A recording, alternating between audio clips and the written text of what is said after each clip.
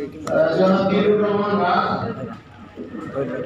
সাবেক ছাত্রলীগ নেতা, আপনাদের অনেক সুপরিচিত দিলুর রহমান রাজ। বিসমিল্লাহির রহমানির রহিম। আসসালামু আলাইকুম। আজকের এই ওপেন হাউসের প্রধান অতিথি হিসেবে উপস্থিত আছেন এই ইউনিয়নের বারবার নির্বাচিত চেয়ারম্যান, আমার পরিবারের শ্রদ্ধেয় মানুষ, প্রিয় চাচা শাহজাহান এবং হাইওয়ে সুযোগ্য ইনচার্জের সভাপতিত্বে আব্দুল্লাহ মাহমুদ সাহেবের সভাপতিত্বে আজকে ওপেন হাউসের সবাইকে সংগ্রামী সালাম ও শুভেচ্ছা। আসলে আজকে যারা এখানে উপস্থিত হয়েছে অধিকাংশ সবাই ড্রাইভার এবং সুশীল সমাজের বিভিন্ন গণ্যমান্য ব্যক্তিত্ব, বিভিন্ন শ্রমিক ইউনিয়নের নেতৃবৃন্দ, সকলকে আমার অন্তঃস্থল থেকে আসসালামু আলাইকুম। আসলে রাস্তায় যখন অ্যাক্সিডেন্ট হয় তখন কিন্তু সর্বপ্রথম চাপটা পুলিশের উপরে আসে। আমরা কিন্তু সর্বপ্রথম দোষটা পুলিশকে দিই, পুলিশ আজকে রাস্তা নিয়ন্ত্রণ যদি না করে তাহলে আজকে অ্যাক্সিডেন্টটা হতো না।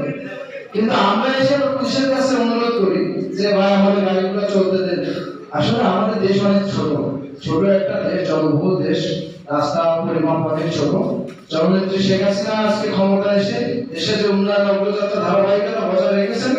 সামনের দিনে আশা করি আরো অনেক বড় রাস্তা হবে, এখানে 6 লেন হবে, 4 লেন হবে, আমাদের চলাচলের সুযোগ্য রাস্তা হবে ইনশাআল্লাহ।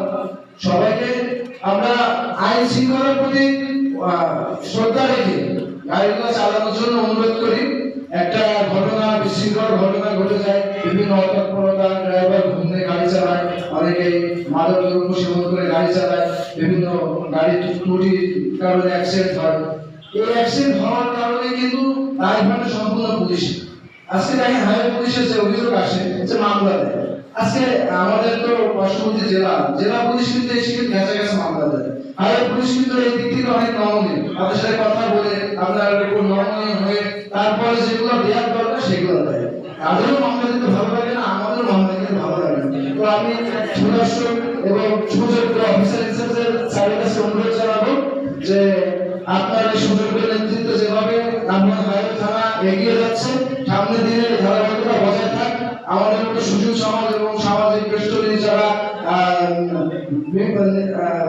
তারা বেশিরভাগ নিচে বসবাস করে তাদের উপরে একটু নমনীয় হয়ে আগামী দিনে পথ চলার সুযোগ তৈরি করে দেবে। জয় বাংলা, জয় বঙ্গবন্ধু। আসসালামু আলাইকুম। ধন্যবাদ।